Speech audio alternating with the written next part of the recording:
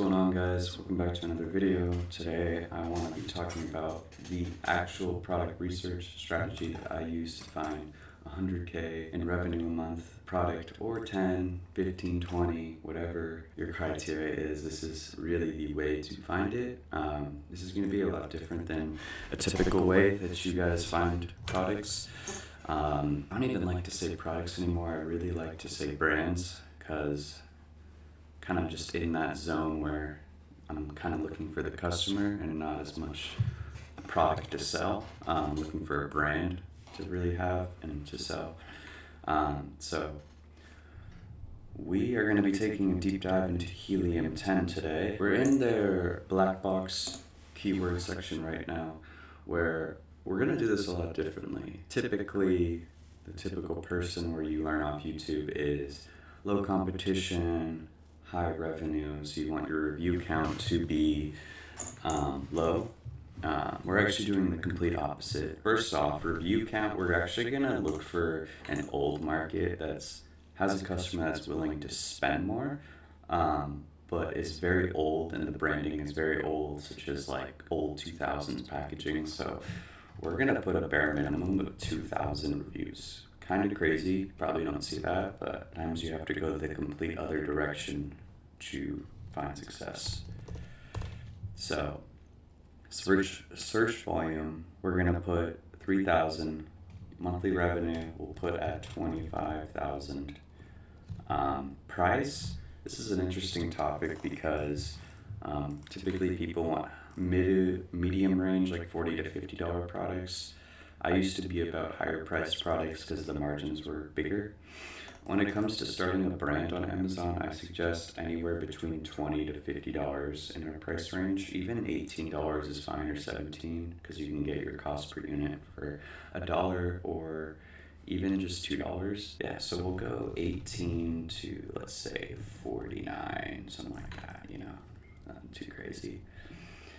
And then for categories, this is interesting. We're going to go with markets with only enthusiast customers. So we will go patio, lawn, and garden, a little bit seasonal, but some markets in the patio, lawn, and garden tend to still do pretty decent in the off-season. So we'll go industrial, scientific, and then we'll go health and household. Health products and lifestyle, like improving your health, tend to be enthusiast customers too, because they're really about their health and spending more, and will spend $5 or $10 extra more for a very solidified brand that matches their perceived value that they're looking for. And this is also an interesting part for competitor revenue. I want 8 people to be making 10K more or in revenue. I just want to make sure the market at least has some revenue in it, and there's a wide range of competitors that are making money, and it's not just one that takes the whole market share.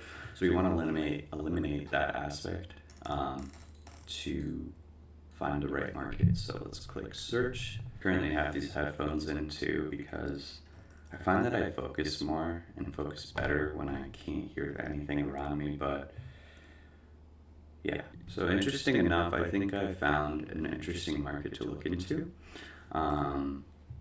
What is very cool about this market is, though it looks really seasonal, it isn't too seasonal.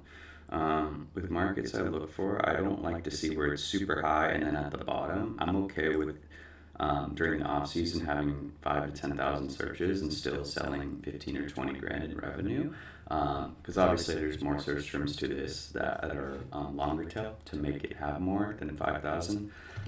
So I actually kind of like this market. We're going to take a deep dive.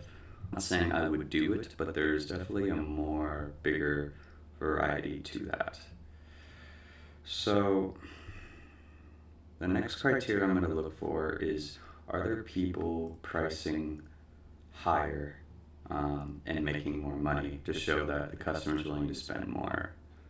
So it looks like there's a wide range of sellers selling different types of soil testing kits. See one that's more of a digital tester, others that are different for a pH analysis. Interesting. Which is cool, because when you have a wider variety of price, going from $12 to $40, you can definitely get away with selling a $40 to $50 product if you have a really cool brand. Going into this though, I would say that the My Soil is kind of the only brand I see selling these types of kits. And I would love to see a wide range of competitors. Kind of throws me off a bit. We do see one here that's cheaper. So this could be an opportunity, but I would have to look into it. The search volume definitely caught my eye of the trend, but I definitely want to find a different one and get back to that one later. So here's an interesting one. It's called estrogen cream.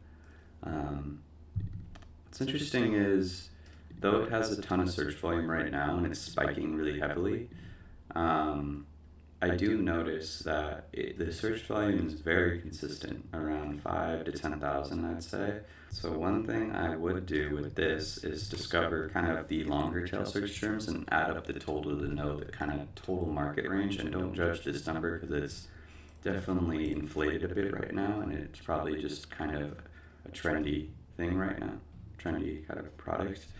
But I noticed the branding is very average in this market, and that somebody with a higher price is selling better than the 22 one, or maybe not better, but selling still a lot.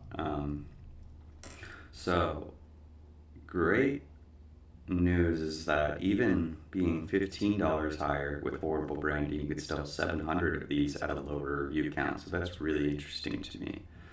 I'm not saying you should do this market, but this is a market I would definitely take a second look into. I would definitely, when I'm thinking of branding, having a really cool packaging, and improving the product, the thing is the average review is 4.3 stars. So I would look into making the product at least 20% better, or 10, just a little bit better. And then having a really cool brand character that's related to women. You can use ChatGPT for that. There's a lot of great ideas as well, but this is definitely a market I could definitely see myself getting into, but there's still so much of a process to figure out if all the metrics line up. When I look at revenue, it looks like there is a ton of revenue in the market. I usually like to be between 2 to 5 million in total revenue. That's what I kind of look for.